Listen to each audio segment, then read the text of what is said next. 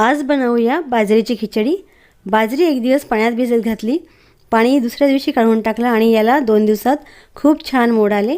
कांदा, हिरवा टोमॅटो, फुलकोबी कापून घेतली आहे, कोथिंबीर पण कापून घेतली आहे, आलं लसूण पेस्ट तयार केली आणि वाटाणे घेतलेले आहेत।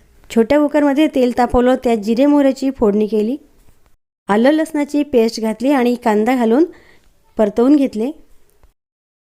कांदा छान गुलाबी कलरवर परतला गेल्यानंतर त्यात कापलेला टोमॅटो, कोबी आणि वाटाणे घातले। हिरव्या टोमॅटोऐवजी लाल टोमॅटो सुद्धा आपण घालू शकतो। यामध्ये 1 छोटा चमचा तिखट, हळद आणि गरम मसाला घातला, धण्याची पूड सुद्धा घातली, अंकुरित बाजरी घातली,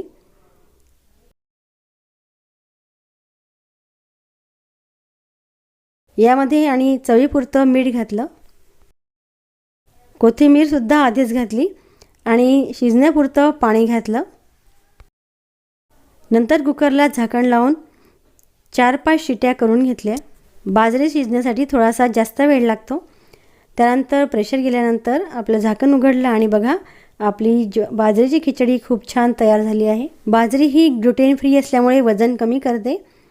बाजरी ही डायबिटीजवाल्या लोकांसाठी सुद्धा अतिशय छान आहे आणि ही हळूहळू ग्लुकोजची पातळी वाढवते। बाजरीला मोड आल्यामुळे यातील न्यूट्रिएंट व्हॅल्यू खूप वाढली आहे आणि ही सहज पचण्यासारखी सुद्धा झाली आहे। बाजरीच्या खिचडीचा कवठाच्या चटणीसोबत मी आस्वाद घेत आहे। तुम्ही चॅनलला सबस्क्राईब करा। बाय।